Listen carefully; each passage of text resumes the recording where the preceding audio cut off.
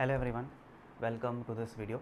आप सभी का इस वीडियो में स्वागत है। मेरा नाम है शुभम अग्निहोत्री और आज हम अपनी क्लास 11th की फ़िज़िक्स का last unit that is waves, ठीक है, जो लास्ट चैप्टर हमारा है उसको पढ़ने वाले हैं। ठीक है, तो वेव्स जो है ये काफ़ी इजी टॉपिक है, काफ़ी आसान टॉपिक है। इसको समझने के लिए थोड़ा सा विजुअलाइजेशन चाहिए होता है स्टार्टिंग में, बट ये होता है कि अगर आप स्टार्टिंग में इस टॉपिक को समझ गए तो जो आने वाले जो भी टॉपिक्स होंगे उन्हें आप काफ़ी आसानी से समझ पाएंगे। और इसके न्यूमेरिकल्स भी होते हैं, वो काफ़ी इजी बनते हैं, डायरेक्ट बनते हैं। ठीक है, तो आप इनको आसानी से सॉल्व कर सकते हैं। एक प्री रिक्विजिट होता है, यानी कि पहले से आपको पता होना चाहिए वेव्स पढ़ने से पहले कि क्या चीज़ आना चाहिए, तो that is simple harmonic motion. उसकी इक्वेशन लिखते आना चाहिए। फेज़ रेफरेंस क्या है, जब पार्टिकल ऑसिलेट करता है तो सिंपल हार्मोनिक मोशन की इक्वेशन होती है ए साइन ओमेगा टी। ठीक है, ये सारी चीज़ें बस क्लियर होनी चाहिए। बट मैं कोशिश करूँगा अगर नहीं भी क्लियर है तो आपको इतनी प्रॉब्लम ना हो और वो आराम से ये चैप्टर आप ये कवर कर सकें। ठीक है, तो एज़ कम्पेयर टू बाकी चैप्टर्स जैसे हम पढ़ते हैं रोटेशनल मोशन एंड मैकेनिक्स के जो भी चैप्टर्स हैं, ये काफ़ी आसान पड़ता है। अगर आप इसके क्वेश्चन देखेंगे आपके एग्ज़ाम में काफ़ी डायरेक्ट आते हैं। ठीक है, तो आज के इस वीडियो में हम क्या क्या पढ़ने वाले हैं। इंट्रोडक्शन टू वेव्स, वेव्स है क्या, जनरल डेफिनेशन, क्लासिफिकेशन। ठीक है, कुछ जो इंपॉर्टेंट आपने टर्म्स पढ़े थे क्लास 9th में, फ्रीक्वेंसी, वेवलेंथ वगैरह जो होते हैं, क्योंकि बहुत इंपॉर्टेंट है इनको जानना। एक ब्रीफ आइडिया आपको लगेगा, बाकी आपको थोड़ा बहुत तो पता होगा, 9th में तो आपने देखा ही है। और इसके बाद हम लोग जनरल इक्वेशन ऑफ वेव्स देखेंगे। ठीक है, कैसे हम वेव की इक्वेशन बना सकते हैं, और अगर वेव की इक्वेशन हमारे सामने लिखी है तो उससे हम क्या क्या पॉइंट्स निकाल सकते हैं, क्या क्या चीज़ें फाइंड आउट कर सकते हैं जो कि आपके एग्जाम्स में आती हैं। ठीक है, तो ये सारी चीज़ें हम कवर करेंगे। बहुत आसान है और बहुत मज़ा आएगा आपको इस वीडियो को देखने में और समझने में। ओके, तो शुरू करते हैं। सबसे पहले तो हम ये जानते हैं कि वेव्स है क्या। ठीक है, तो आप बुक में भी पढ़ेंगे अपनी या कहीं पे भी, तो क्या लिखा रहता है, wave is a kind of disturbance, या wave is a disturbance which travels from one place to another. ठीक है, एक तरह का डिस्टर्बेंस है। अब ये डिस्टर्बेंस क्या हो सकता है, वेव में जो डिस्टर्बेंस बोला गया कि wave is a disturbance which travels from one place to another, ये कुछ भी डिस्टर्बेंस हो सकता है, जैसे कि डिस्प्लेसमेंट फ्रॉम मीन पोजिशन, या प्रेशर में वेरिएशन, या जब हम क्लास 12th में जाएंगे तो वहाँ इलेक्ट्रिक एंड मैग्नेटिक फील्ड्स पढ़ेंगे, उनमें वेरिएशन। ठीक है, तो ये कई तरह का डिस्टर्बेंस होता है। सिंपल से एग्जांपल से समझने के लिए, आप अगर अपने प्रेयर असेंबली की लाइन में लगे हुए हैं, ठीक है, किसी ने आपको पुश किया या धक्का दिया, तो आप क्या करते हैं, आपको धक्का मिला, आपने वो धक्का आगे ट्रांसफ़र कर दिया। आप अपनी जगह से नहीं हिले, आप थोड़ा सा डिस्प्लेस हुए, फिर वापस अपनी मेन पोजीशन पे, यानी कि जो आपकी पोजीशन है उस पर आ गए, लेकिन आपने अपने फ्रेंड को धक्का दिया, फिर उसने सामने वाले को धक्का दिया, और ऐसे ये जो डिस्टर्बेंस है ये आगे चलता चला गया। ठीक है, तो होता क्या है, जो पार्टिकल्स हैं, जो आप हैं, जैसे आप एक पार्टिकल हैं, एयर में मॉलिक्यूल है, जो भी आप समझ लें, वो अपनी जगह पे, वो थोड़ा सा डिस्प्लेस होगा, वापस अपनी जगह पे आ जाएगा, लेकिन ये जो डिस्टर्बेंस है, जो ट्रांसफ़र है, एक तरह से आप क्या कर रहे हैं, एनर्जी ट्रांसफ़र कर रहे हैं। जो मोमेंटम का ट्रांसफ़र है, जो एनर्जी का ट्रांसफ़र है, वो आगे प्रोपोगेट होगा। ठीक है, तो एक सिंपल से डेफिनेशन हम लोग लिख लेते हैं। ठीक है, साथ में आप लिखते चलेंगे, तो हम वेव को क्या लिखेंगे कि वेव इज़ अ क्या लाइन लिखी रहती है, disturbance. Wave is a disturbance, ठीक है, विच travels in space, which travels in space। ठीक है, एंड क्या ट्रांसफ़र करता है, एनर्जी एंड मोमेंटम। आपको इस एग्जांपल से काफ़ी इजीली समझ में आ गया होगा। पार्टिकल्स का ट्रांसफ़र होता है क्या, पार्टिकल्स का ट्रांसफ़र नहीं होता है, एनर्जी और मोमेंटम का ट्रांसफ़र होता है। ठीक है, from one place to another, एक प्लेस से दूसरी जगह तक, यानी कि अगर आपको धक्का लगा तो ट्रैवल करते करते वो जो फर्स्ट पर्सन खड़ा है वहाँ तक गया। ठीक है, तो ये हमारी वेव की तो पहले जनरल इक्वेशन होगी। एक एग्जांपल से और समझ सकते हैं, जो आपके बुक्स में भी रहता है, कि सपोज़ ये वॉल है। ठीक है, वॉल के एक एंड पे आपने क्या किया, एक टाइट रोप को फिक्स किया हुआ है। ठीक है, और आपने दूसरे एंड से रोप को पकड़ा हुआ है, ऐसे ये एक रोप है। ठीक है, टाइटली आपने पकड़ा है। ठीक है, अब आप क्या करते हैं, विप क्रिएट करते हैं, जैसे झटका देते हैं, है ना, उससे क्या होता है, एक बम यहाँ पे क्रिएट हो जाएगा, ये ऐसा, एक ऐसा क्रिएट हो गया, एक बम क्रिएट हो गया। अब जब ये बम क्रिएट हुआ है तो क्या, कैसे क्रिएट हुआ है, जब आपने ऐसे विप जैसे किया, तो जो पार्टिकल्स हैं, जो मेरे हाथ के पास का जो पार्टिकल होगा, वो क्या होगा, अपनी मेन पोजीशन से डिस्प्लेस होगा, ऊपर जाएगा और फिर ये नीचे आ जाएगा। ठीक है, ऐसे होगा, ये पार्टिकल डिस्प्लेस हुआ, ऊपर गया और फिर ये नीचे आ गया। फिर क्या करेगा, जो उसके बगल वाला पार्टिकल है वो अपनी मेन पोजीशन से डिस्प्लेस होगा, ऊपर जाएगा नीचे जाएगा, फिर ये इस तरीके से एनर्जी को ट्रांसफ़र करता जाएगा। और जो भी हमारी रोप में ये जो क्रिएट हुआ है, विप क्रिएट हुआ है, ये जो आपका ऐसा बम्प क्रिएट हुआ है, ये आगे ट्रैवल करता जाएगा। ठीक है, तो थोड़ी देर बाद की बात कि अगर हम इसकी फ़ोटो बनाएं, इसकी जो पोजीशन बनाएं, तो कैसे होगी, ऐसे जाएगा। पहले यहाँ पे था पार्टिकल्स, ये ऊपर गए फिर नीचे आए, फिर इसके बगल वाले पार्टिकल्स ये ऊपर जाएंगे और नीचे आएंगे। ठीक है, और इस तरीके से ये वेव क्या है, इस डायरेक्शन में ट्रैवल करती जाएगी।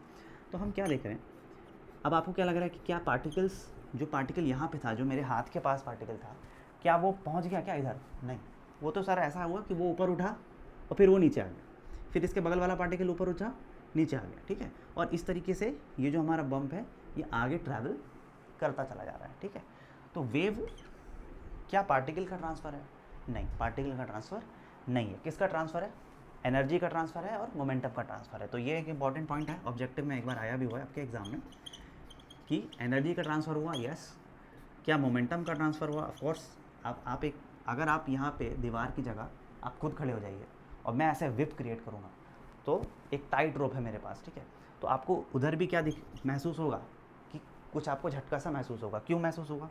क्योंकि जब आप विप क्रिएट कर रहे हो तब आप एनर्जी तो ट्रांसफ़र कर रहे हो from one place to another, और मोमेंटम भी ट्रांसफ़र होगा। ठीक है, लेकिन क्या पार्टिकल का ट्रांसफ़र हुआ? क्या पार्टिकल का ट्रांसफ़र हुआ, या मास का, पार्टिकल या मास का ट्रांसफ़र हुआ क्या? नहीं, ये नहीं होता। ठीक है, इसमें हम लोग आगे और भी देखेंगे, जब हम लोग साउंड वेव का देखेंगे एग्जांपल, कि उसमें जो एयर के मॉलिक्यूल्स है वो वाइब्रेट करते हैं और जो डिस्टर्बेंस है वो आगे तक जाता है। ठीक है, तो वहाँ पे भी पार्टिकल्स ट्रांसफ़र नहीं होता, जो एनर्जी है वो ट्रांसफ़र होती है। ओके, जो वाइब्रेशन है या एनर्जी है वो ट्रांसफ़र होती है। तो ये हमारी वेव की जनरल डेफिनेशन हो गई। अब हम क्लासिफिकेशन देखेंगे, और क्लासिफिकेशन के साथ साथ ये भी समझ जाएंगे कि जो डिस्टर्बेंस है, जैसे इस केस में डिस्टर्बेंस क्या है, डिस्प्लेसमेंट फ्रॉम मीन पोजीशन, या आपके ये जो हॉरिजॉन्टल सरफेस, इससे जो जितना डिस्प्लेसमेंट हुआ वाई डायरेक्शन में। ठीक है, तो ये हो गया। अब हम लोग देखेंगे क्लासिफिकेशन, वेव कितने तरह की होती हैं, वेव क्या होती हैं तो समझ गए। ठीक है, तो थोड़ा सा विजुअलाइजेशन लगता है इसको समझने में कि पार्टिकल्स का डिस्प्लेसमेंट नहीं हो रहा है। ठीक है, पार्टिकल्स अपनी जगह ही हैं, वो एक तरह से क्या कर रहे हैं, अपने मेन पोजीशन से डिस्प्लेस हो रहे हैं और वापस आ जा रहे हैं। क्या कर रहे हैं? सिंपल हार्मोनिक मोशन कर रहे हैं। लेकिन एक पार्टिकल सिंपल हार्मोनिक मोशन नहीं कर रहा, सारे पार्टिकल सिंपल हार्मोनिक मोशन कर रहे हैं, डिस्प्लेस हो रहे हैं, आगे वापस वाइप एक्सट्रीम तक गए और वापस मेन पोजीशन पे आ गए। ये क्या है? सिंपल हार्मोनिक मोशन है। लेकिन हर पार्टिकल सिंपल हार्मोनिक मोशन कर रहा है, और इस तरीके से ये जो डिस्प्लेसमेंट है वाइप मेन पोजीशन से, ये ट्रैवल करता जा रहा है आगे तक। ठीक है, अब हमारे सिलेबस में जो वेव्स हैं वो बेसिकली दो प्रकार की हैं। ठीक है, मीडियम के बेसिस पे अगर हम इन्हें क्लासीफाई करते हैं, मीडियम के बेसिस पर। ठीक है, तो शॉर्ट में समझते हैं कौन सी होती है, मैकेनिकल वेव्स। ठीक है, ये सारा आपका इंट्रोडक्शन है बट बेसिक भी है। ठीक है, मैकेनिकल वेव्स होती हैं और नॉन मैकेनिकल वेव्स होती हैं। मैकेनिकल वेव्स क्या होती हैं? जिनको ट्रैवल करने के लिए मीडियम की ज़रूरत होती है। तो मीडियम रिक्वायर्ड है यहाँ पे, yes, they require medium to travel. ये आप लिख लीजिएगा, मैं लिख देता हूँ, yes, they require medium to travel, या मीडियम इन्हें चाहिए रहता है टू प्रोपगेट के लिए, प्रोपगेशन के लिए। क्या है हमारे कोर्स में जो हमने अभी देखी, वेव ऑन अ स्ट्रिंग। ठीक है, और कौन सी होती है? एक होती है साउंड वेव। ये दोनों ही हमारे क्लास 11th के सिलेबस में हैं, और दोनों ही क्या है? Mechanical waves. जब हम क्लास 12th में जाएंगे तब हम जानेंगे एक टाइप की वेव जिसे हम कहते हैं इलेक्ट्रोमैग्नेटिक वेव्स। ठीक है, उन्हें ट्रैवल करने के लिए, उनमें जो डिस्टर्बेंस होता है उसको ट्रैवल करने के लिए मीडियम की ज़रूरत नहीं है। ठीक है, वो होती हैं इलेक्ट्रोमैग्नेटिक वेव्स। Electromagnetic waves. अब हम बारी बारी से सारी वेव्स को समझेंगे और ये भी जानेंगे कि इनमें डिस्टर्बेंस क्या है। मैं आपसे पूछता हूँ, जब वेव ऑन स्ट्रिंग है तो हमने देखा उसमें डिस्टर्बेंस क्या था? जो प्रोपोगेट कर रहा था, आपने बोला ना wave is a disturbance which travels in space. ठीक है, वो क्या था डिस्टर्बेंस? वो था हमारा डिस्प्लेसमेंट। ठीक है, आप उसे कह सकते हैं डिस्प्लेसमेंट फ्रॉम मीन पोजीशन।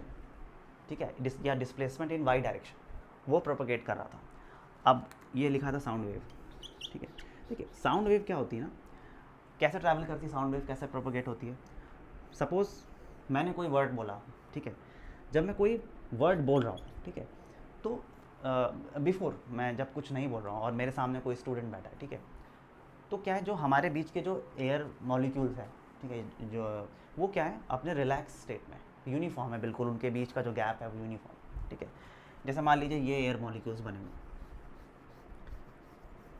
अभी मैंने कुछ नहीं बोला तो इस तरह से यूनिफॉर्म है, यानी कोई भी ज़्यादा दूर नहीं है, कोई बहुत ज़्यादा पास नहीं है, ठीक है।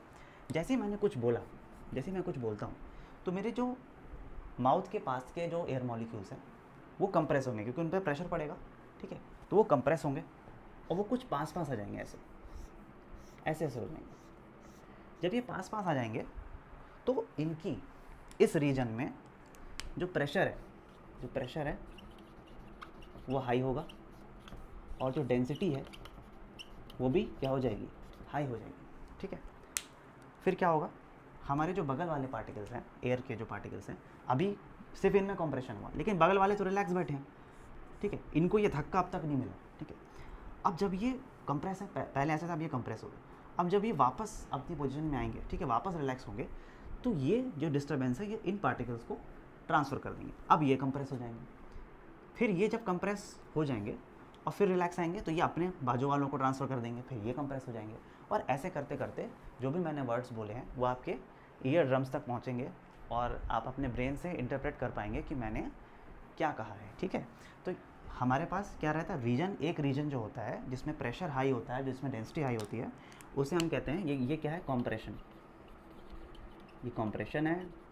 और बगल वाला रीजन जिसमें अब तक डिस्टर्बेंस नहीं पहुंचा है वो रेयर फ्रैक्शन है, ठीक है, वो क्या होगा, रेयर फ्रैक्शन। ये क्या है, रेयर फ्रैक्शन है। यहाँ पे जो प्रेशर है वो क्या है, कम है, डेंसिटी क्या है, कम है, और इसे हम कहते हैं रेयर फ्रैक्शन। तो साउंड वेव एयर में कैसे ट्रैवल करती है, in the form of compression and rarefaction. समझ में आया? एक बार फिर से, पहले कंप्रेशन हुआ, ठीक है, ये जो पार्टिकल्स थे पास पास आए, फिर ये रिलैक्स हुए, तो ये अपने बगल वाले जो एयर के मॉलिक्यूल्स थे उनको कंप्रेस किया, ये वापस रिलैक्स हो गए, जो पहले थे जो कंप्रेस थे वो रिलैक्स हो गए, यानी उनमें रेयर फ्रैक्शन हो गए, बगल वाले कंप्रेस हुए। फिर जब ये एक्सपैंड करेंगे तो अपने बगल वालों को कंप्रेस करेंगे, और ऐसे ये कॉम्प्रेक्शन रेयर फ्रैक्शन ऐसे चलता जाएगा डिस्टर्बेंस, और वेव आपकी ट्रैवल कर जाएगी, ठीक है। तो ये साउंड वेव है। साउंड वेव में अगर मैं बोलूँ कि डिस्टर्बेंस क्या था, जैसे मैंने बोला वेव ऑन अ स्ट्रिंग में जो डिस्टर्बेंस था वो डिस्प्लेसमेंट था, तो साउंड वेव में जो डिस्टर्बेंस था वो क्या था, प्रेशर का वेरिएशन या प्रेशर में चेंज या डेंसिटी। आपने देखा डेंसिटी और प्रेशर जो भी कंप्रेशन वाला रीजन है उसमें हाई हो रहा है, रेयर फ्रैक्शन वाले रीजन में लो हो रहा है, और इस प्रकार ये वेव हमारी आगे जा रही है। तो साउंड वेव में जो डिस्टर्बेंस हमने देखा वो क्या है, डिस्प्लेसमेंट है, इसमें प्रेशर और डेंसिटी है। अब ये क्लास जब आप 12th में जाएंगे तो देखेंगे इलेक्ट्रोमैग्नेटिक वेव्स, ठीक है। इलेक्ट्रोमैग्नेटिक वेव्स क्या होती हैं, जिनमें इलेक्ट्रिक फील्ड भी होती है, मैग्नेटिक फील्ड भी होती है, और इनका जो वेरिएशन होता है वो ट्रैवल करता है, ठीक है, वेव की जो वेलोसिटी है। देखिए हमारे पास ये एक्स एक्सेस है, वाई एक्सेस है, इसमें एक ब्रीफ इंट्रोडक्शन हम लोग ले रहे हैं, ठीक है। ये सपोज़ आपकी एक्स एक्सेस है, ये वाई एक्सेस है, और ये जेड एक्सेस है, ठीक है। तीनों ही एक्सेस एक दूसरे के परपेंडिकुलर है। मेरी electric field suppose Y axis में वेरिएशन कर रही है, कम ज़्यादा ऐसे हो रही है, ये क्या है, इलेक्ट्रिक फील्ड है, ठीक है। और मेरे पास एक मैग्नेटिक फील्ड है, ठीक है। मैग्नेटिक फील्ड भी क्या हो रही है, उसमें वेरिएशन आ रहा है, कम ज़्यादा ऐसे, ये क्या है, मेरी मैग्नेटिक फील्ड है। जब ऐसा होगा कि इलेक्ट्रिक फील्ड का वेरिएशन हो रहा है, मैग्नेटिक फील्ड का वेरिएशन हो रहा है, दोनों एक दूसरे के परपेंडिकुलर हैं, तो ये जो हमारी वेव होती है इसका जो ट्रैवल का डायरेक्शन होता है वो इस ओर होता है, यानी कि वेव इस ओर जा रही है। इलेक्ट्रिक फील्ड का वेरिएशन वाई एक्सिस में हो रहा है, और इस तरफ की ये जो जेड एक्सिस है, ठीक है, इस एक्सिस में क्या हो रहा है, मैग्नेटिक फील्ड का वेरिएशन हो रहा है, हाई एक्सट्रीम पोजीशन से लो पोजीशन तक जा रही है। तो इलेक्ट्रिक फील्ड भी साथ साथ वेरी कर रही है, मैग्नेटिक फील्ड भी साथ साथ वेरी कर रही है, और जो वेव का जो प्रोपोगेशन होगा वो इस डायरेक्शन में होगा। तो इलेक्ट्रिक फील्ड भी वेरी कर रही है और मैग्नेटिक फील्ड भी वेरी कर रही है, और जो वेव का प्रोपोगेशन है वो इस डायरेक्शन में हो रहा है। तो यहाँ पे अगर हम कहें कि जो इलेक्ट्रोमैग्नेटिक वेव्स में डिस्टर्बेंस क्या है, तो आप लिख सकते हैं कि variation in electric and magnetic field, ठीक है। तो ये हमने देखा मैकेनिकल, नॉन मैकेनिकल वेव्स कितने टाइप की हैं और क्या क्या उनमें डिस्टर्बेंस क्रिएट हो रहा है, ठीक है, ओके। अब मीडियम के बेसिस पे क्लासिफिकेशन हो गया हमारा। नेक्स्ट हम देखते हैं कि अब हमारे पास वेव की और क्या, किस बेसिस पे हम क्लासिफिकेशन कर सकते हैं, ठीक है। तो अभी तक तो इंटरेस्टिंग लग रहा होगा ये टॉपिक, ठीक है। अभी तक हमने देखा वेव का इंट्रोडक्शन, वेव का classification on basis of medium, और वेव के हमने ये देखा कि डिस्टर्बेंस ऐसा नहीं कि डिस्प्लेसमेंट ही डिस्टर्बेंस है, प्रेशर में वेरिएशन, डेंसिटी में वेरिएशन, इलेक्ट्रिक या मैग्नेटिक फील्ड में वेरिएशन, ये भी डिस्टर्बेंस है जो कि ट्रैवल करता है। नेक्स्ट हम बहुत जल्दी से देखेंगे, फिर हम अपने मेन टॉपिक पे आएंगे, which are type of wave on the, आप कह सकते हैं कि पार्टिकल्स का ऑसिलेशन किस डायरेक्शन में है और जो वेव का प्रोपोगेशन किस डायरेक्शन में। इसको समझने से पहले एक बात जानिए, जब हम वेव पढ़ते हैं तो जो पार्टिकल्स का डिस्प्लेसमेंट है या जो डायरेक्शन है वो अलग होता है, और वेव की जो स्पीड होती है, जिस डायरेक्शन में वेव ट्रैवल कर रही है, वो डिफरेंट होता है, ठीक है। तो इस बेसिस पे हमने दो तरह की वेव्स देखी हैं, एक है ट्रांसवर्स वेव और एक है लॉन्गिट्यूडनल वेव, ठीक है। तो इसको आप लिखेंगे ट्रांसवर्स वेव, ट्रांसवर्स वेव्स, और दूसरी हमारी आती है longitudinal, longitudinal waves. Transverse waves क्या होती हैं, जल्दी से आप लोगों ने क्लास 9 में भी देखा होगा, बट एक बार रिवीजन। सिंपल सी बात है, अगर आपका ये पार्टिकल है, ये ऑसिलेट कर रहा है अपनी मीन पोजीशन पे ऊपर नीचे ऐसे, लेकिन जो वेव का डायरेक्शन है, जो वेव का मोशन है प्रोपोगेशन का, वो इस दिशा में है। जैसे कि आपने जब बम्प क्रिएट किया था, जब हमने विप क्रिएट किया था, जो हमारी रोप लगी थी, तो उससे क्या हुआ था, पार्टिकल्स तो हमारे ऊपर गए थे, फिर वापस नीचे आ गए थे, लेकिन वेव का प्रोपोगेशन इस डायरेक्शन में था। तो ये हमारी क्या कहलाएगी, transverse wave. Example, wave on a spring, wave on a spring, और कौन सी होंगी, सिंपल, आप जैसे आप इसको ऐसे भी समझ सकते, जब आपने पत्थर मारा हो, है ना, किसी उसमें पॉन्ड में, तो भी जो वेव्स आती हैं वो भी वैसी होती हैं। या फिर आपने अभी वो भी देखी इलेक्ट्रोमैग्नेटिक वेव, है ना, electric field magnetic field very ऐसे कर रही है, लेकिन डायरेक्शन ऑफ प्रोपोगेशन परपेंडिकुलर है from the two the direction of the oscillation, ठीक है। तो ये होगी ईएम वेव्स, ईएम वेव्स होंगी। लॉन्गिट्यूडनल वेव्स कौन सी होंगी, हमने अभी पढ़ी साउंड वेव। वो कैसे, क्योंकि जो पार्टिकल्स का, जब आप देख रहे थे compression rarefaction, compression rarefaction, और ये ट्रैवल कर रहा था, तो कॉम्प्रेशन और रेयर फ्रैक्शन आप देखेंगे इसी एक्सिस में हो रहा है, और वेव का जो प्रोपोगेशन है वो भी इस डिस्प्लेसमेंट के क्या है, पैरेलल है। यानी अगर मेरा पार्टिकल का मोशन ऐसा है, ठीक है, और मेरा जो वेव का मोशन है वो भी इसी डायरेक्शन में है, तो हम उसे कहेंगे लॉन्गिट्यूडनल वेव, और उसका एग्जाम्पल हमने देखा साउंड वेव, ठीक है। ये हमारा क्या है, ये मैंने लिख दिया पार्टिकल्स का मूवमेंट या ऑसिलेशन, और ये मेरे क्या है, वेव का प्रोपोगेशन, ये वेव की प्रोपोगेशन। इसको आप ऐसे लिख लेंगे कॉपी में तो ध्यान रहेगा। रेड वाला क्या दिखा रहा है, वेव का प्रोपोगेशन दिखा रहा है, और जो ब्लैक मार्कर से बनाया है ये क्या है, ये पार्टिकल्स का ऑसिलेशन है अबाउट इज मीन पोजीशन, यानी पार्टिकल्स ऐसे ऐसे ऑसिलेट कर रहा है, ये ऐसे ऐसे, ठीक है। और वेव का प्रोपोगेशन भी उधर ही है, यहाँ पे मेरा पार्टिकल्स यूं ऑसिलेट कर रहा है, और वेव का प्रोपोगेशन परपेंडिकुलर है। तो ट्रांसवर्स वेव में परपेंडिकुलर है, लॉन्गिट्यूडनल वेव में पैरेलल है। ध्यान रखिएगा, ऑब्जेक्टिव क्वेश्चंस जो आते हैं तो उसमें ऐसे टर्म्स पूछे जा सकते हैं, ठीक है। तो ये सारा हमारा बेसिक हो गया। एक छोटा सा बेसिक पार्ट और है, फ्रीक्वेंसी, वेवलेंथ, ठीक है, उसको हम लोग रिवाइज करेंगे, ठीक है, क्योंकि पैरामीटर्स, अब आप हेडिंग डालेंगे पैरामीटर्स ऑफ वेव, कौन कौन से इंपॉर्टेंट पैरामीटर्स हैं, यहाँ तक तो क्लासिफिकेशन, डेफिनेशन, थ्योरी पार्ट हो गया, ठीक है। अब हम लोग कुछ इंपॉर्टेंट पैरामीटर्स देखेंगे, ठीक है, पैरामीटर्स, ठीक है, ऑफ वेव प्रोपोगेशन। जैसे कि सबसे पहले आप जानते हैं कि जब आपने पढ़ा होगा, सपोज़ ये वेव है आपकी ऐसे, ठीक है, एक्स एक्सिस वाई एक्सिस है, या ऐसे बना लें, ठीक है, और वेव कैसे चल रही है, यू ऐसे ऐसे चल रही है, ठीक है। आपसे पूछा जाए कि बताइए maximum displacement from the mean position, क्या कहते हैं उसे, एम्पलीट्यूड। तो हमारा पहला हमारा जो पैरामीटर है वो क्या है, एम्पलीट्यूड। ये एम्पलीट्यूड कहलाता है, ये या ये दोनों मेरा शायद बराबर नहीं आ रहा होगा, ऐसा बराबर आना चाहिए, ठीक है। तो जब मीन पोजीशन से जो मैक्सिमम डिस्प्लेसमेंट होता है वो क्या कहलाता है, एम्पलीट्यूड। क्या एम्पलीट्यूड को सोर्स डिपेंडेंट प्रॉपर्टी है, मीडियम डिपेंडेंट, मतलब अगर आपने रोप पकड़ी हुई है और ऐसा आप सांप जैसा क्रिएट कर रहे हो उसमें, ठीक है, वेव बना रहे हो, तो ये आपके ऊपर है। आप बहुत छोटी वेव बनाना चाहते हैं तो आप छोटी वेव बनाइए, बड़ा एम्पलीट्यूड चाहते हैं बड़ा एम्पलीट्यूड बनाइए। तो ये क्या है, सोर्स डिपेंडेंट है। क्या मीडियम डिपेंडेंट भी है? यस। अगर जैसे एम्पलीट्यूड है, जैसे साउंड वेव्स का एम्पलीट्यूड है, ठीक है, अगर डेंसर मीडियम है या जो भी है, तो वो जो एम्पलीट्यूड होगा वो समय के साथ कम होता जाएगा, ठीक है, जब वेव आपकी आगे तक ट्रैवल करेगी, तो वो मीडियम पे भी डिपेंड करता है, ठीक है। तो एम्पलीट्यूड हमारी एक ऐसी प्रॉपर्टी है जो कि आप लिख सकते हैं अपने नोट्स में, जो कि क्या है, सोर्स डिपेंडेंट भी है और मीडियम पे भी डिपेंडेंट है, ठीक है।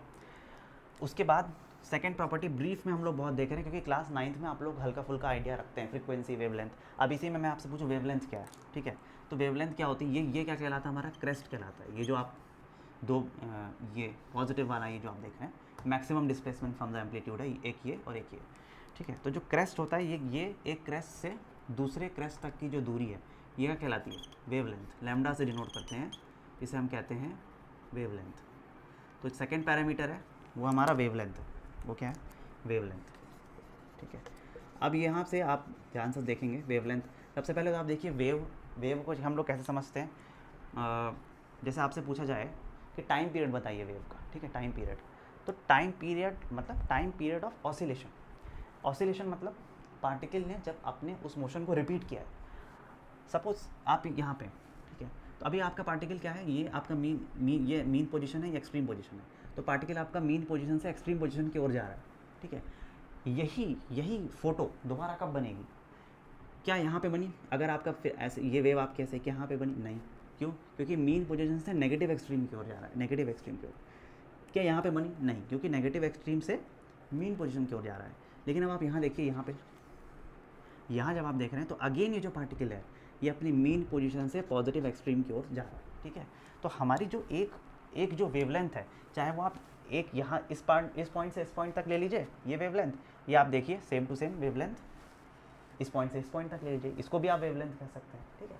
तो जो वेवलेंथ है, तो आपको ये देखना रहता है कि जो रिपीट कर रहा है, आपने सिंपल हार्मोनिक मोशन में भी जब आपने पढ़ा होगा, जैसे ऑसिलेशन का मतलब क्या होता है, ये पार्टिकल ऐसे गया, ये, और अब ये दोबारा रिपीट होगा यहाँ से, ठीक है, ऐसे।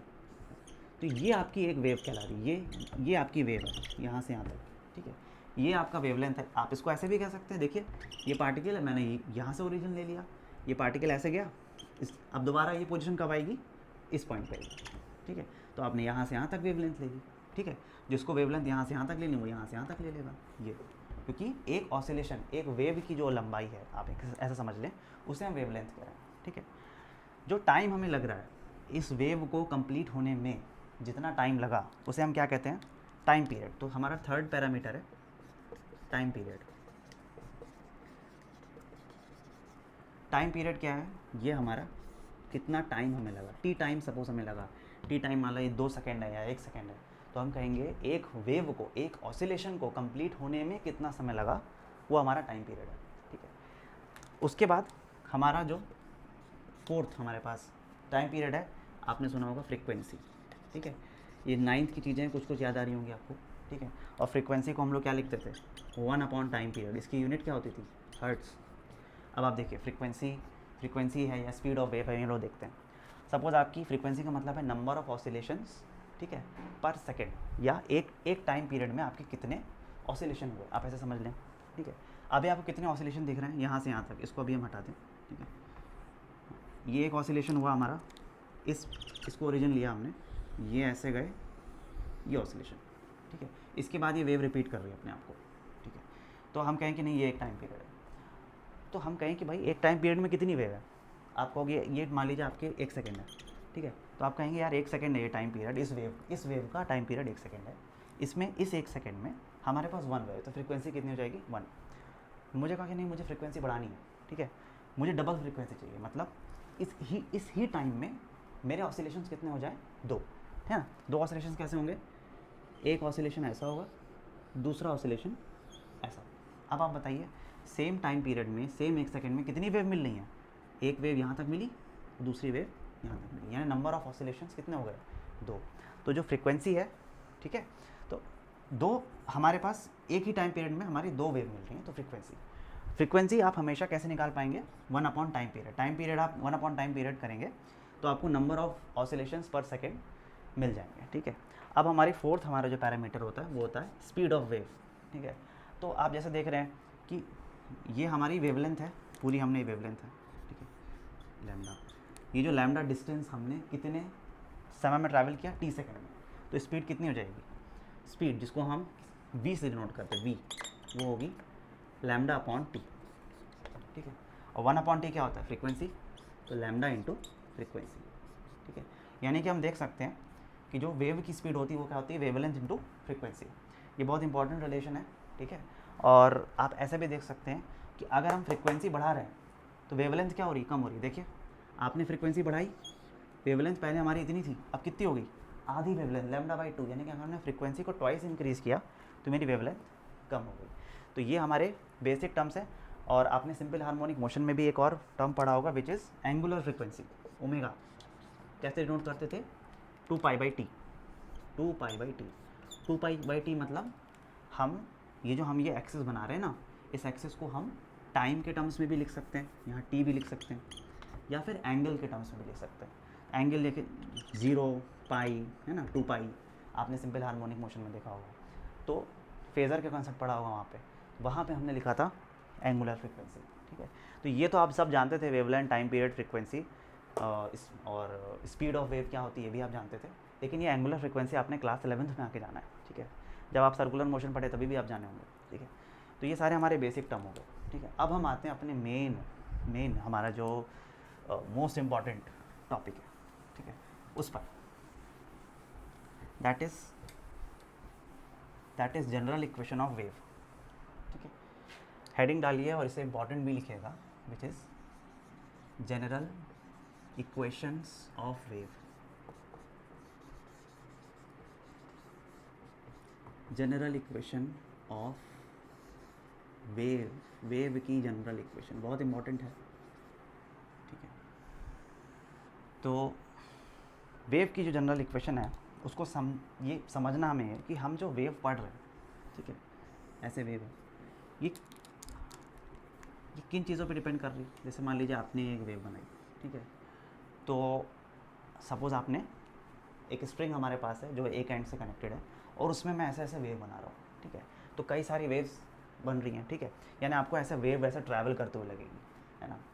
तो मैं कह रहा हूँ कि जो पार्टिकल्स हैं उनका डिस्प्लेसमेंट हो रहा है from their mean position in Y direction, ठीक है। तो अगर हम ऐसे डिफाइन करें कि ये हमारे पास एक वेव है, ठीक है, सपोज़ ये वाई एक्सिस है, ठीक है, ये आपकी एक्स एक्सिस है, तो हम कहेंगे हाँ यार जो पार्टिकल का जो डिस्प्लेसमेंट हुआ है ना पोजीशन से, यानी कि ये क्या कर रहा है, जो हमारा डिस्प्लेसमेंट है पार्टिकल का वो क्या फंक्शन ऑफ एक्स है क्या, है ना, यानी कि डिस्प्लेसमेंट यानी कि डिस्टेंस का फंक्शन है, ठीक है। दूसरा हम ऐसा भी समझ सकते हैं कि जो हमारे पार्टिकल्स हैं वो, जैसे आपने बताया था ना, वेव तो सामने ट्रैवल कर रही है, लेकिन वो जो पार्टिकल है वो क्या कर रहा है, अपनी मेन पोजीशन से डिस्प्लेस हो रहा है, ठीक है। जैसे हम क्या कहते हैं, सिंपल हार्मोनिक मोशन, मतलब एक एक पार्टिकल अपनी अपनी पोजीशन पर सिंपल हार्मोनिक मोशन कर रहा है, ठीक है। यानी कि वो टाइम का फंक्शन है। कुछ समय के बाद पार्टिकल यहाँ पे फिर ऊपर गया, फिर नीचे गया, यानी कि वो टाइम का भी फंक्शन है। तो स्पेस का भी फंक्शन है और टाइम का भी फंक्शन है। तो एफ ऑफ टी भी है, यानी कि जो हमारा वेव का पार्टिकल है, वेव का जो मोशन है वो फंक्शन ऑफ एक्स भी है, फंक्शन ऑफ टाइम भी है। तो हम क्या लिख सकते हैं, Y is a function of X and T, यानी कि वेव की इक्वेशन क्या होगी, डिस्टेंस का भी फंक्शन है यानी डिस्प्लेसमेंट का मीन पोजीशन से, और टाइम का भी फंक्शन है। तो कोई भी फंक्शन जो इस फॉर्म में होगा A X plus minus B T, ठीक है, यानी टाइम का भी फंक्शन है और डिस्टेंस का भी फंक्शन है, उसे हम कहेंगे वेव की इक्वेशन है। तो क्या कोई भी फंक्शन हो जाएगा क्या, साइन लॉग कोई भी फंक्शन हो सकता है, लेकिन ऐसे तो सारे फंक्शन हम लिख दें एक्स प्लस बी टी या 2x प्लस 3t, तो क्या ये वेव की इक्वेशन हो गई, नहीं। वेव की इक्वेशन के लिए क्या क्या हमारी कंडीशन है, देखिए सबसे पहली कंडीशन तो यही है कि ये फंक्शन होना चाहिए x और t का, ठीक है, तो it must be the function of x and t, ठीक है। सेकेंड, हर पॉइंट पर x के किसी भी पॉइंट पर और जो भी हम रखते हैं और t का हम कोई भी अगर वैल्यू रखते हैं उस पर ये फंक्शन डिफाइन होना चाहिए, है ना, नॉट डिफाइन नहीं हो जाए। जैसे ऐसा ना हो कि 1/0 हमने x = 0 रखा तो इन्फिनाइट आ गया, ऐसा नहीं होना चाहिए, ठीक है। तो क्या होना चाहिए, हर पोजीशन पर it must be defined for all values of x and t। ये तो चलिए जनरल कंडीशन हो गई कि हाँ भाई फंक्शन होना चाहिए x और t का, और सभी x और t के वैल्यू के लिए ये जो y फंक्शन है ये डिफाइन होना चाहिए। थर्ड कंडीशन क्या होती है जो इम्पोर्टेंट है, कि जो हमारी d square y by d t square, यानी कि अगर आप इस फंक्शन को डबल डिफरेंशिएट करें विद रिस्पेक्ट टू टाइम, वो होना चाहिए किसके बराबर, वेलोसिटी का square into d square x upon d t square. ठीक है, ये क्या है, अगर sorry d y square upon d x square. एक बार आप क्या कर रहे हैं, y को t के टर्म्स में डिफरेंशिएट कर रहे हैं, सिर्फ t के टर्म्स में डिफरेंशिएट कर रहे हैं। एक बार आप इसी इक्वेशन ऑफ वेव को x के टर्म में डिफरेंशिएट कर रहे हैं, और उनके फिर x के टर्म्स में जब आपने डिफरेंशिएट किया उससे मल्टीप्लाई कर रहे हैं वेलोसिटी ऑफ वेव। v क्या है, velocity of wave. Velocity of wave से इसके स्क्वायर से जब आप इसे मल्टीप्लाई कर रहे हैं तो वो किसके बराबर आना चाहिए, d square y by d t square. जब ये कंडीशन सेटिस्फाई होगी तो ही वो वेव की इक्वेशन होगी, अदरवाइज नहीं होगी। ऐसा तो कोई भी फंक्शन लिख देंगे तो क्या वेव की इक्वेशन हो जाएगी, नहीं। अब हमने बताया वेलोसिटी ऑफ वेव, ये क्या होगी, ठीक है। तो यहाँ पे मैं बताता हूँ कि मान लीजिए सपोज़ ये आपकी वेव की इक्वेशन लिखी, आपको कभी भी, बहुत इंपॉर्टेंट फॉर्मूला है, जो भी आपकी वेलोसिटी ऑफ वेव होती है वो क्या होनी चाहिए, वेलोसिटी ऑफ वेव कैसे डिफाइन करते हैं, coefficient of x upon coefficient of t. ठीक है, यहाँ पे आप लिखेंगे coefficient of t. Coefficient of t क्या है, b, coefficient of t upon coefficient of x. यानी वेव की इक्वेशन में जो कोफिशिएंट ऑफ टी होगा उसे देखेंगे और कोफिशिएंट ऑफ जो एक्स होगा उसे देखेंगे, वो हमारी क्या हो जाएगी, वेलोसिटी ऑफ वेव। जैसे कि यहाँ पे कोफिशिएंट ऑफ टी क्या है, कोफिशिएंट ऑफ टी ओमेगा, हम लोग देखेंगे ओमेगा टी प्लस के एक्स लिखा रहेगा। ठीक है, तो यहाँ पे हम लोग देख रहे हैं, सॉरी ओमेगा लिख रहे हैं, यहाँ पे क्या है, कोफिशिएंट ऑफ टाइम का क्या कोफिशिएंट है, बी, और हमारे एक्स का कोफिशिएंट है ए।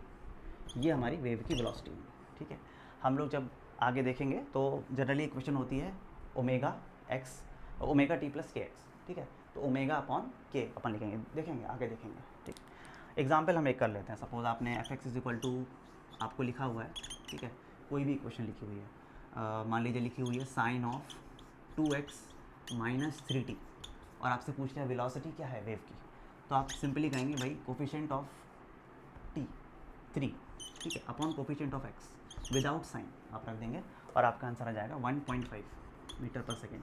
ये जो वेलोसिटी लिख रहे हैं ना, ये क्या है, पार्टिकल की वेलोसिटी, वेव की वेलोसिटी। जब भी आप ये चैप्टर पढ़ रहे हैं तो आप इस चीज़ को हमेशा ध्यान रखिए कि हम पार्टिकल की वेलोसिटी निकाल रहे हैं या वेव की वेलोसिटी निकाल रहे हैं। ठीक है, तो वो हम देखेंगे, ये हमारी क्या है, वेव की वेलोसिटी, यानी वेव के आगे प्रोपोगेट करने की वेलोसिटी इस डायरेक्शन में।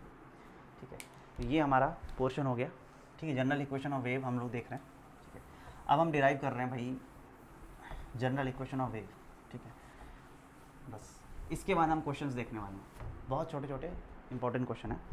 ओके, जैसे कि मेरे पास हमने एक पुली लटकाई, ठीक है, एक स्ट्रिंग है मेरे पास, ऐसे एक रस्सी है मेरे पास, और मैंने इसे यहाँ पे मास m से सस्पेंड किया।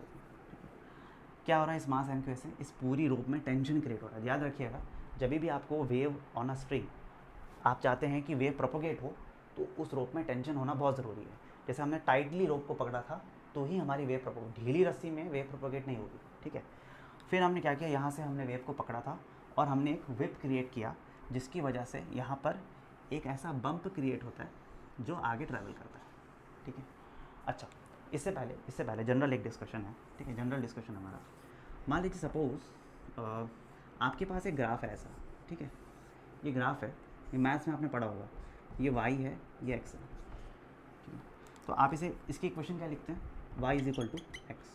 ठीक है, अब मैं इसे किसी v वेलोसिटी से आगे ट्रैवल करा देता हूँ, ये v वेलोसिटी से आगे ट्रैवल करने लगता है थोड़े समय के बाद।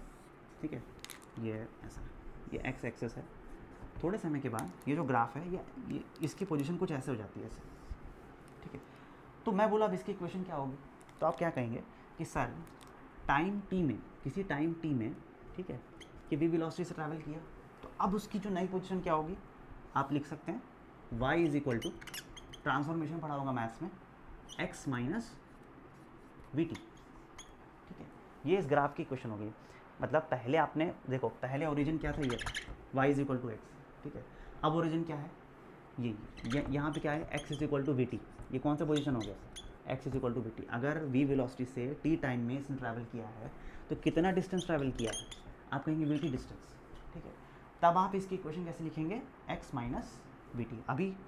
अभी तो ये y is equal to x है, ओरिजिन से पास हो रहा है। अब ये आपने मान लिया कि ओरिजिन को शिफ्ट कर दिया, ठीक है। तो अब आप इसकी इक्वेशन ऐसे लिखेंगे, ठीक है। तो ये जनरल हमने मैथ्स में देखा था, ठीक है। इसी चीज़ को हम लोग यूज़ करके वेव की इक्वेशन डिराइव करेंगे। हमारे पास यहाँ जब हमने इस पर एक वेव क्रिएट किया तो यहाँ वाले जो पार्टिकल्स थे, जो सामने इसके जो पास वाले पार्टिकल थे, वो क्या कर रहे थे, सिंपल हार्मोनिक मोशन होने हुआ, ठीक है। जब हमने एक ऐसा वेव क्रिएट किया, जब वो सिंपल हार्मोनिक मोशन थे, x is equal to zero पे, जब हमारा x is equal to zero इस पोजीशन पे, अगर हमसे पूछा जाए इसकी इक्वेशन क्या होगी, displacement in from the mean position, तो आप लिखेंगे y ऑफ एक्स टी, या y आप सिंपल लिख लीजिए a sine omega t, a sine omega t, क्योंकि सिंपल हार्मोनिक मोशन हर पार्टिकल अपनी पोजीशन पे कर रहा है और यही डिस्टर्बेंस आगे चलता जा रहा है। अब आपने कहा कि नहीं, थोड़े समय के बाद टी टाइम के बाद जब ये टी टाइम ट्रैवल कर लेगा, तब ये जो मेरा बम्प है, ये जो डिस्टर्बेंस है, वो कहाँ पे आ गया होगा, सपोज़ यहाँ पे आ गया होगा ऐसे, ठीक है। टी टाइम के बाद जो डिस्प्लेसमेंट है, अब हमें लिखना है, जैसे हमने वहाँ पे देखा था, तो हम क्या लिखेंगे, देखिए आपने उस पोजीशन में क्या किया था, y को x माइनस वी टी से रिप्लेस किया था, ठीक है। तो अगर आपको टाइम, मान लीजिए आपको टाइम का शिफ्ट करना है, तो आप टाइम को किससे रिप्लेस करेंगे, देखो आपने x को रिप्लेस किया था x माइनस वी टी से, तो अगर हमको टाइम को रिप्लेस करना होगा उसी क्वेश्चन में जो हमने लिखी थी, तो हम कैसे रिप्लेस करेंगे, t minus x upon v. यानी कि सिंपल सी बात है, अगर आपका पोजीशन कोई particle y is equal to x पे है, f ऑफ एक्स है, फंक्शन ऑफ एक्स है, अगर आप उसे पॉजिटिव एक्स एक्सिस की तरफ ले जाएंगे ऐसे, ठीक है, तो आप उसमें क्या, आप उसकी इक्वेशन कैसे लिखेंगे, x माइनस वी टी। और अगर आप नेगेटिव एक्स एक्सिस में ले जाएंगे तो कैसे लिखेंगे, x प्लस वी टी, ठीक है। यानी जो मेरी इक्वेशन है ट्रांसफॉर्मेशन की, वैसे लगेगी। अगर यही फंक्शन ऑफ टाइम, ठीक है, और मैं इसे टाइम की जो पॉजिटिव एक्सिस है उसमें शिफ्ट करूँगा, तो मैं क्या ट्रांसफॉर्मेशन लगाऊंगा, f of t minus x upon v. ये कैसे हुआ, x क्या है, डिस्टेंस है, डिस्टेंस जो उसने ट्रैवल किया, और v क्या है, वेलोसिटी जो उसने ट्रैवल किया। तो मेरा जो टाइम होगा, ठीक है, पहले टाइम t था ओरिजिन पे, लेकिन जब v स्पीड से उसने ट्रैवल किया, x डिस्टेंस ट्रैवल किया, तो मैं उसे कैसे लिख सकता हूँ, f of t minus x v, उस इक्वेशन को रिप्लेस कर सकता हूँ। सिमिलरली अगर वो नेगेटिव डायरेक्शन में जाता, नेगेटिव डायरेक्शन में मुझे टाइम के एक्सेस में शिफ्ट करना है, तो यहाँ जो t लिखा हुआ है ओरिजिनल फंक्शन में, उसे मैं क्या लिखूँगा, y of t plus x upon v. ये सारा मैथ्स का ही है, जब मैथ्स में आपने ट्रांसफॉर्मेशन पढ़ा होगा तो आप इसे लिख सकते हैं। अगर आपको थोड़ा भी डिफ़िकल्टी आ रही है, आप डायरेक्ट हम डिराइव करेंगे इस इक्वेशन को, ठीक है। तो हम क्या कर सकते हैं, हम क्या कर रहे हैं, वेव को हम ये लिखना चाह रहे हैं कि भाई इसने v स्पीड से ट्रैवल किया कुछ टाइम t बाद, ठीक है। तो टाइम t बाद ये जो हमारा x डिस्टेंस है वो ऐसा हो गया, यहाँ तक पहुँच गया, ठीक है।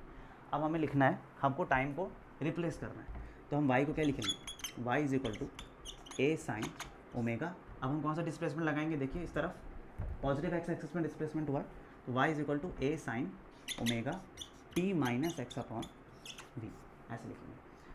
तो जो जनरल इक्वेशन ऑफ वेव आएगी, जो आपको ध्यान रखनी है, याद रखनी है, y is equal to a sine, ये ओमेगा से मल्टीप्लाई होगा ओमेगा t, और ओमेगा अपॉन v, जब ओमेगा अंदर जाएगा तो ओमेगा अपॉन v वो हो जाएगा k, हम डिनोट करेंगे k से, ठीक है। तो k is equal to omega upon v, इस पर हम आते हैं।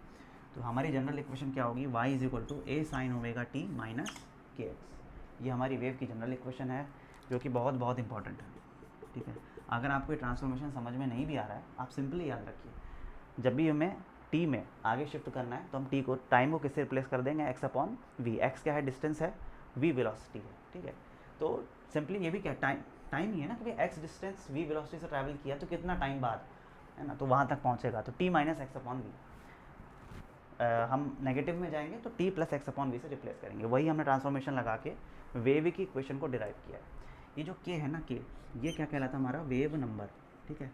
इसे हम कहते हैं एंगुलर वेव नंबर, कुछ लोग वेव नंबर भी कह देते हैं, ठीक है।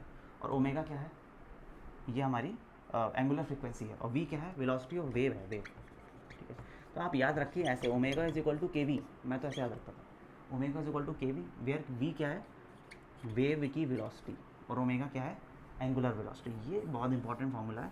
और ये जो आपकी इक्वेशन है ना, ए sign omega T minus k x, ये भी काफ़ी ज़्यादा इंपॉर्टेंट है, ठीक है। ये तो हमने अभी इसमें कोई फेस डिफरेंस वगैरह भी नहीं बताया है, कि सिंपल वेव की equation, wave on a string, इसकी इक्वेशन है ए sign omega T minus k x. बाकी जो आप सोच रहे होंगे कि क्या डिस्टर्बेंस अगर displacement in from the main position हो तो ही लिख सकते हैं, ऐसा नहीं है। जब हम साउंड वेव की इक्वेशन भी लिखेंगे तो भी हम इसी फॉर्म में लिखते हैं। अगर आपको ये डिस्कशन उतना नहीं भी बन रहा है, पर आपको ये चीज़ याद होनी चाहिए कि ओमेगा टी का कोफिशिएंट क्या है ओमेगा, एक्स का कोफिशिएंट क्या है के। तो देखिए वेलोसिटी हमने कैसे लिखी, velocity is equal to coefficient of T omega, ये omega upon coefficient of X, without sign रखना है, कोफिशिएंट ऑफ एक्स, ऐसे करके आप वेलोसिटी ऑफ वेव भी निकाल सकते हैं, ठीक है।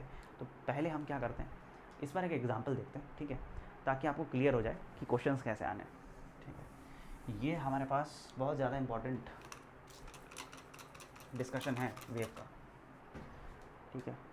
ट्रांसफॉर्मेशन वाला पार्ट आपने मैथ्स में देखा होगा, जब आप लोग ग्राफ पढ़ते हैं शुरुआत में क्लास 11th में, है ना, कि टाइम एक्सेस में शिफ्ट करना है तो t माइनस टी वन कर दिया, है ना, किसी ग्राफ को आगे शिफ्ट करना है, और पीछे शिफ्ट करना है तो t प्लस टी वन कर दिया, ठीक है। जनरल इक्वेशन ऑफ वेव हमने देखी, और वेव ऑन अ स्ट्रिंग की इक्वेशन देखी। अब मैं क्वेश्चन बोलूँगा, वो आप लोग साथ में लिखेंगे, मैं सिर्फ शॉर्ट फॉर्म में बोलूँगा, उसको आप लोग लिखते जाइएगा साथ में, ठीक है।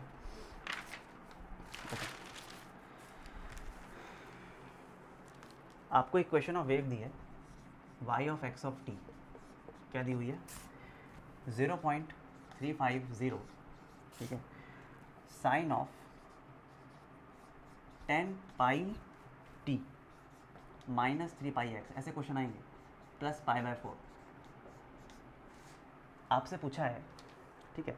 जनरल इक्वेशन है ये, मान ली वेव की इक्वेशन आपको दी है, आपसे पूछा है find the speed and direction, एक एक करेंगे, स्पीड बताना है and direction of travel, direction of travelling of wave. Question से ही सीख जाएंगे कैसे करना है। देखिए, कभी भी आपको वेव की ट्रैवलिंग का डायरेक्शन देखना, आपने देखा था जब हमने पुराना एग्जाम्पल लिया था, अपनी कॉपी में देखिएगा, वेव ऑन अ स्ट्रिंग, जब वो एक्स डायरेक्शन में जा रहा था तो जो कोफिशिएंट था एक्स का वो नेगेटिव आया था। यहाँ पे भी जो कोफिशिएंट ऑफ एक्स है, एक्स का क्या लगा है, नेगेटिव। इसका मतलब है वो जब भी एक्स का कोफिशिएंट नेगेटिव है तो वो पॉजिटिव डायरेक्शन में ट्रैवल कर रहा है, और अगर एक्स का कोफिशिएंट, अगर एक्स जो हमारी वेव है वो इधर मतलब इस डायरेक्शन में आ रही है, नेगेटिव एक्स में ट्रैवल कर रही है, तो उसका कोफिशिएंट पॉजिटिव हो जाएगा, ठीक है। अभी वेव की इक्वेशन हम जब एक बनाएंगे तो ये चीज़ और क्लियर होगी, पर अभी के लिए आप जान लीजिए direction of travelling of wave क्या है, पॉजिटिव एक्स डायरेक्शन। अच्छा, स्पीड क्या है, speed of wave, coefficient of, देखिए कोफिशिएंट ऑफ टी 10 पाई और कोफिशिएंट ऑफ एक्स 3 पाई, तो क्या होगा 10/, ठीक है। एक तो ये हो गया क्वेश्चन। नेक्स्ट क्वेश्चन है, आपसे पूछ रहा वेवलेंथ, वेवलेंथ बताना है और फ्रीक्वेंसी बताना है, वेवलेंथ एंड फ्रीक्वेंसी। देखिए ऐसे ही क्वेश्चन आते हैं आपके एग्जाम में, सिंपल बेसिक क्वेश्चन, कि आप सिर्फ साइन देख के बता पा रहे हैं कि वेव का डायरेक्शन ऑफ प्रोपगेशन क्या होगा, माइनस है तो पॉजिटिव एक्स में ट्रैवल करेगी, प्लस है तो माइनस एक्स में ट्रैवल करेगी। स्पीड बताना है, इसका कोफिशिएंट देखा टाइम का, एक्स का कोफिशिएंट देखा, दोनों को डिवाइड कर दिया, हमारे पास वेव की वेलोसिटी जो प्रोपगेशन में सामने की ओर वो आ गई, ठीक है। पार्टिकल की वेलोसिटी तो अलग होती है, वो सिंपल हार्मोनिक मोशन वाली होगी, माइनस ए ओमेगा जो आपने पढ़ी होगी, ए ओमेगा जो आप सिंपल हार्मोनिक मोशन में पढ़ते हैं। अभी देखो वेवलेंथ, जब भी वेवलेंथ निकालना है तो हमारा दिमाग कहाँ जाना चाहिए, के पे। के क्या होता है, angular wave number 2 pi by lambda. इस फॉर्मूले में ये लैम्डा ही तो है वेवलेंथ है, यही तो निकालना है। के कहाँ से पता चलेगा हमें, ये होता है हमारी जनरल इक्वेशन क्या होती है, ए sign omega T minus k x, यही तो के मेरा वेवलेंथ, वेव नंबर, वो कितना दिया 3 पाई, तो मैंने लिखा 3 pi is equal to 2 pi upon lambda. तो लैम्डा क्या आएगा, लैम्डा हमारा आएगा 2/3, ये जो भी मीटर सेंटीमीटर जो भी दिया रहेगा आपको, आप देख लेना, ठीक है। जैसे इस इक्वेशन में तो हमारे पास वेवलेंथ, ठीक है, 2/3 आप लिख लीजिए, क्यों, है ना, पाई से पाई कैंसिल हो जाएगा, 2/3 वेवलेंथ जो आएगी हमारी वो 2/3 आएगी। अब हमसे पूछा फ्रीक्वेंसी ऑफ वेव, फ्रीक्वेंसी निकालने के लिए क्या देखना पड़ेगा, ओमेगा, क्योंकि एंगुलर फ्रीक्वेंसी क्या होती है, 2π/t, ठीक है, 2π/t यानी 2πf, ये फ्रीक्वेंसी पूछ रहा है। ओमेगा कितना है, ओमेगा 10π, तो हो जाएगा 10π is equal to 2π into frequency कितनी आएगी, 10π/2π यानी 5 हर्ट्स, फ्रीक्वेंसी की यूनिट हर्ट्स होती है, ठीक। तो वेवलेंथ, फ्रीक्वेंसी, स्पीड, डायरेक्शन आप बता सकते हैं। कुछ भी पार्ट, ज़्यादातर चीज़ें यही पूछी जाती हैं, ठीक है। और वेव की क्वेश्चन दे दी जाती है आपसे और पूछा जाता है कि बताइए कि ये पैरामीटर्स क्या होंगे। तो वेव की क्वेश्चन पता है तो सारे पैरामीटर्स हम लोग इजीली निकाल सकते हैं, ठीक है। ए sign omega T minus k x, ए क्या है, एम्पलीट्यूड है, ठीक है। ओमेगा क्या है, एंगुलर फ्रिक्वेंसी है। के क्या है, एंगुलर वेव नंबर या वेव नंबर 2π/λ। ओमेगा क्या है, 2π/t टाइम पीरियड, ठीक है। अब हम लोग देख रहे हैं कि एक क्वेश्चन और ले रहे हैं, ठीक है। ये क्वेश्चन हमें ये क्लियर करेगा कि वेव की इक्वेशन जो हम लिख रहे हैं कैसे लिख रहे हैं, ठीक है। एक बेसिक सा क्वेश्चन है, आप सिंपली अपने कॉपी में ऐसे लिखिए जैसे इसमें लिखा है, a wave pulse moving along the x axis is represented by the wave function where x and y are measured in centimetre. ये क्वेश्चन लिखा है मेरे पास, ठीक है।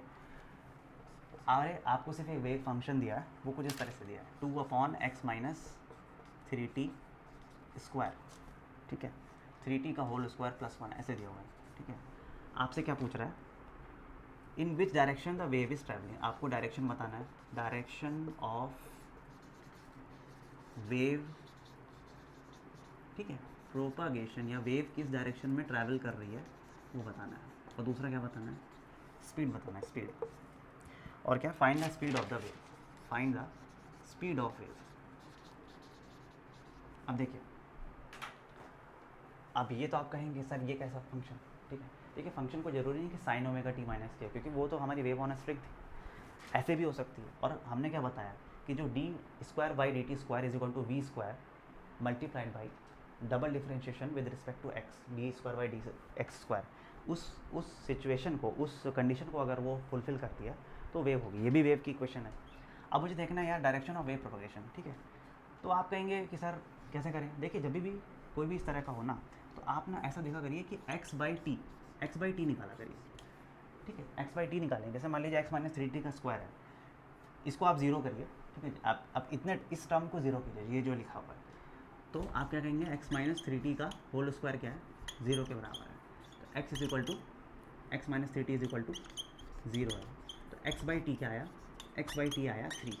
अगर x/t इफ़ x/t क्या आ गया, पॉजिटिव, इसका मतलब वेव हमारी किस डायरेक्शन में ट्रैवल कर रही है, नेगेटिव में। वेव का जो डायरेक्शन है वो नेगेटिव हो जाएगा। और अगर x/t नेगेटिव आया तो वेव का जो डायरेक्शन है प्रोपोगेशन का वो पॉजिटिव हो जाएगा। तो x/t क्या आया हमारे यहाँ पे, 3 आया, पॉजिटिव आया, पॉजिटिव 3 है। तो वेव हमारी किस डायरेक्शन में ट्रैवल करी, direction of propagation of wave is x/t, क्योंकि हमारा पॉजिटिव आया तो direction of propagation of wave क्या हो जाएगा, नेगेटिव x डायरेक्शन में ट्रैवल कर रही है। स्पीड ऑफ द वेव, जब भी इस टाइप के क्वेश्चन लिखो, इस टाइप का कोई भी फंक्शन लिखा हो, आपको स्पीड ऑफ वेव बतानी हो, आप x/t का रेशियो निकालिए, स्पीड ऑफ वेव आ जाएगी। स्पीड ऑफ वेव क्या आई, 3 मीटर पर सेकेंड या सेंटीमीटर पर सेकेंड, जो भी इन्होंने ऑप्शन दिया, ठीक है। तो 3 आएगी, x/t क्या आएगा 3। आप सपोज इसको सेंटीमीटर पर सेकेंड लिख सकते हैं, ठीक है। तो ऐसे भी जो देखो कोफिशिएंट देख के भी कर सकते हो कि देखो x का कोफिशिएंट क्या है, पॉजिटिव है, तो पॉजिटिव कोफिशिएंट से नेगेटिव x में जाएगी। या फिर आप क्या कर सकते हो, x/t का आप कोफिशिएंट निकाल लो, अगर वो पॉजिटिव आ गया तो फिर नेगेटिव डायरेक्शन में जा रही है। वेलोसिटी निकालना है तो coefficient of t upon coefficient of x, ऐसे भी कर सकते हो। या फिर क्या कर सकते हो, इस टर्म को जीरो कर दो, इस टर्म को जीरो कर दो और x/t निकाल दो, x/t की जो वैल्यू आएगी वही हमारी वेलोसिटी की वैल्यू होगी। ये भी आसान तरीका। तो मैंने दोनों तरीके आपको बता दिए क्वेश्चन को सॉल्व करने के, ठीक है। मेन क्या है ना, क्वेश्चन सॉल्व करते आना चाहिए, बाकी तो ठीक है, वेव की क्वेश्चन है क्या है, ठीक है। अब एक क्वेश्चन देखते हैं, एक और जो आपको और कंसेप्चुअल क्लैरिटी आएगा। ये हमारी क्लास का लास्ट क्वेश्चन होगा, लेकिन ये काफ़ी आपको कंसेप्चुअल क्लैरिटी देगा। देखिए ये मेरे पास वेव बनी है, a wave pulse along the x axis is represented as shown. ये मेरा y है जो कि सेंटीमीटर में है, ठीक है। और ये है हमारा x सेंटीमीटर में। कुछ ऐसी वेव बनी है, ठीक है, और ये चलती जा रही है। यहाँ से यहाँ तक की जो दूरी है ना, ये दी हुई है 40 सेंटीमीटर, 40 सेंटीमीटर, ठीक है। आपसे अच्छा इसकी फ्रीक्वेंसी गिवन जो चीज़ें दी हैं वो मैं लिख रहा हूँ। फ्रीक्वेंसी दी हुई है 8 हर्ट्स, यानी number of waves per second ये दिया हुआ है, ठीक है। ओके, इसका जो वर्टिकल डिस्प्लेसमेंट है at t is equal to 0, t is equal to 0 पे, ठीक है, and at x is equal to 0, ये x इज इक्वल टू 0 है और टाइम भी 0 है। इसका जो वर्टिकल डिस्प्लेसमेंट दिया हुआ है, ये दिया हुआ है, ये वर्टिकल डिस्प्लेसमेंट 15 सेंटीमीटर दिया हुआ है, यानी एम्पलीट्यूड दिया हुआ है, ठीक है। पूछा क्या क्या है, फाइंड एंगुलर वेव नंबर, यानी के पूछा है आपको, के फाइंड करना है, टाइम पीरियड फाइंड करना है यानी टी, और एंगुलर फ्रीक्वेंसी यानी omega, speed of the wave, number 3 is speed of wave की स्पीड कितनी होगी, और लास्ट एंड मोस्ट इम्पॉर्टेंट भी है ये इक्वेशन ऑफ वेव। आपको वेव की फ़ोटो बना दी और पूछ रहा बताइए इक्वेशन ऑफ वेव क्या होगी, ठीक है। y सेंटीमीटर में है, x भी सेंटीमीटर में है, ये सेम क्वेश्चन मैंने लिख लिया। अब इसको सॉल्व करना है, देखिए कैसे। अब मैं जब इस क्वेश्चन को देखूंगा तो मुझे थ्योरी याद आएगी। थ्योरी में मैंने क्या देखा था कि यार ये जो मेरा क्रेस्ट होता है ना, एक क्रेस्ट से दूसरे क्रेस्ट की जो दूरी होती है, एक जो वेव को रिप्रेजेंट करती है वो वेवलेंथ होती है। तो वेवलेंथ मुझे दी कितनी, वेवलेंथ जो मुझे दी हुई है वो 40 सेंटीमीटर दी हुई है। कितनी दी है, 40 सेंटीमीटर। इसको पेन को रखना, ओके। अच्छा, और क्या दिया हुआ है, फ्रीक्वेंसी दी हुई है, वेवलेंथ दी है, फ्रीक्वेंसी भी मुझे दी हुई है 8 हर्ट्ज। जो दिया है उसको आप लिख लेंगे ना, तो आधा क्वेश्चन आपका इसे हो जाएगा, ठीक है। सबसे पहले मुझे पूछा है के निकालना, मुझे के क्या होता है, 2 पाई बाई लैम्डा, ठीक है। तो आप सिंपली यहाँ रख दीजिए 2 पाई अपॉन 40 सेंटीमीटर, तो आपका के आंसर आ जाएगा। अभी आप 2 पाई बाई 40 ऑप्शन आपको कोई ज़रूरी नहीं है सॉल्व करना पड़े, 2 पाई बाई 40 यानी इसको पाई बाई 20 भी आप लिख सकते हैं, ठीक है। तो हमारा कितना आ जाएगा, 2 पाई बाई लैम्डा, ये हमारा वेव नंबर आ गया। Next is time period. Time period कैसे निकालते हैं, 1 अपॉन फ्रीक्वेंसी, तो 1 अपॉन 8 हर्ट्स, ठीक है। 1 अपॉन 8 हर्ट्स को आप सॉल्व करेंगे तो वो सेकेंड्स में आएगा, ठीक है। इतना सेकेंड हमारा वेव की एक ऑसिलेशन को करने में समय लग रहा है। और क्या पूछा है, एंगुलर फ्रीक्वेंसी, ये तो और आसान है, इसी में पूछा है time period and angular frequency omega, वो कितना आ जाएगा 2 पाई अपॉन टी, ठीक है। 2 pi upon T, time period कितना आया हमारा 1 अपॉन 8 है ना, ये 2 पाई एफ भी लिख सकते हैं इसको, 2 पाई एफ, तो ये हो जाएगा 16 पाई, 8 ऊपर जाएगा मल्टीप्लाई 16 पाई। फिर हमारा आया speed of wave. Speed of wave क्या होगा, v is equal to f into lambda. Speed of wave वो क्या होगी, फ्रीक्वेंसी इंटू, फ्रीक्वेंसी कितनी है आपने निकाली है 8, टाइम पीरियड 1 अपॉन फ्रीक्वेंसी दी है ना 8 हर्ट्स, और हमारे पास लैम्डा दिया 40 सेंटीमीटर। इसको सॉल्व करेंगे, वेलोसिटी हमारी आएगी 320 सेंटीमीटर्स पर सेकेंड। देखिए कितनी ईजिली सारे पैरामीटर आप सिंपल एक फॉर्मूले से निकाल सकते हैं ये, और इससे और आपसे तो कुछ पूछेगा नहीं, velocity, frequency, wavelength, angular frequency, है ना, ये सारे पैरामीटर हमें निकाल लिया। अब हम आते हैं इक्वेशन ऑफ वेव पे, ठीक है, कैसे इक्वेशन ऑफ वेव लिखनी होती है। ये हमारे सारे पैरामीटर्स हो गए, लिख लिया होगा आप लोगों ने साथ साथ, क्योंकि बहुत छोटा छोटा है, एक ही फॉर्मूले में हो जा रहा है, ठीक है। इक्वेशन ऑफ वेव, अब आपको जब भी इक्वेशन ऑफ वेव लिखनी है तो आप सबसे पहले ये देखिए, जो डिस्प्लेसमेंट इसमें दिया है ना, ये जो बताया है t is equal to 0, x is equal to 0 पे 15 सेंटीमीटर, बड़ा बड़ा लिख दे रहा हूँ ताकि दिखाई दे 15 सेंटीमीटर, ठीक है। अब आपको इक्वेशन ऑफ वेव लिखनी है तो आप सिंपली ऐसा सोचा करिए कि जो वेव की इक्वेशन है, ठीक है, इस पॉइंट पर ये जो मेरा पार्टिकल है ये किस पॉइंट पे है। अब देखिए एग्जांपल के लिए मैं बता रहा हूँ, ये जो वेव है ऐसे वेव दी है आपको, ठीक है। इस वेव की इक्वेशन क्या है, आप सिंपली क्या करें ना, वेव की इक्वेशन लिखा करिए, y है x है, ठीक है। ये मेरी कैसी वेव है, अगर मान लीजिए सपोज इसका डिस्प्लेसमेंट a है, ठीक है, तो ये टाइम में अगर जिसको हम लिखते हैं साइन की वेव है, ठीक है, या हम इसे कैसे कह सकते हैं a cos kx, ठीक है। आपने सिंपल हार्मोनिक मोशन, यहीं पे सिंपल हार्मोनिक मोशन काम आएगा। y इज इक्वल टू, ये कितना डिस्प्लेस है, ये साइन की ही वेव है लेकिन पाई बाई टू से डिस्प्लेस है, ठीक है, यानी मैं क्या लिख सकता हूँ, ए साइन के एक्स नेगेटिव में डिस्प्लेस है तो प्लस पाई बाई 2 ऐसे लिख देता हूँ। यानी मैंने क्या करना है, सबसे पहले तो वेव की इक्वेशन को देखना है कि x इज इक्वल टू 0 और t इज इक्वल टू 0 पर वेव की इक्वेशन, ये जो ऐसे फोटो बनी है इसकी इक्वेशन क्या है ये लिख देना। देख रहे हैं आप लोग, जो उसका ऑसिलेशन है वो पॉजिटिव एक्सट्रीम से शुरू हुआ है। जो हमारी साइन की वेव होती है वो ऐसी होती है, और जो हमारी कोसाइन की वेव होती है वो यहाँ से शुरू होती है, यहाँ से शुरू होती है। जब पार्टिकल अपने मैक्सिमम एम्पलीट्यूड पे होता है वहाँ से अगर वेव शुरू हो रही है तो वो कोसाइन की वेव है। तो ये वेव हमारी कोसाइन की है। इसको हम ऐसे भी लिख सकते हैं sign k x plus pi by 2। इतना तो सिंपल हार्मोनिक मोशन है। अब वेव की इक्वेशन लिखनी है तो आप ये देखिए, वेव का जो प्रोपोगेशन ऑफ ऐसे दिया हुआ है कि जो वेव है इस डायरेक्शन में ट्रैवल कर रही है। अगर ये इस डायरेक्शन में ट्रैवल कर रही है तो एक्स को किससे रिप्लेस करेंगे, एक्स को रिप्लेस करेंगे एक्स माइनस वी टी से। तो y is equal to a sine k x minus v t, ठीक है, एक्स की जगह क्या लिख दिया, x minus v t plus pi by 2। जब हम इसे k को अंडर मल्टीप्लाई करेंगे तो ये आएगा साइन के एक्स, k और v मल्टीप्लाई क्या होकर क्या बनेगा, omega minus omega T plus pi by 2, ठीक है।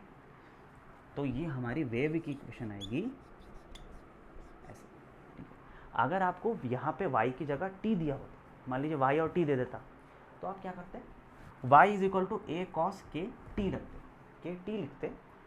और अगर मेरी वेव पॉजिटिव डायरेक्शन में ट्रैवल कर रही है तो t को किससे रिप्लेस करता, t replace by t minus x upon v, ऐसे रिप्लेस करता, फिर यहाँ रखता तो मेरा आंसर आ जाता। तो देखिए जनरली यही करना चाहिए कि जो आपको इक्वेशन, जो क्वेश्चन दिया हुआ है ना y और x में दिया हुआ है, आप सबसे पहले उस ग्राफ की इक्वेशन को लिख लें, ग्राफ की इक्वेशन को लिख लें। पहला स्टेप तो ये है कि ग्राफ की इक्वेशन को लिख लीजिए।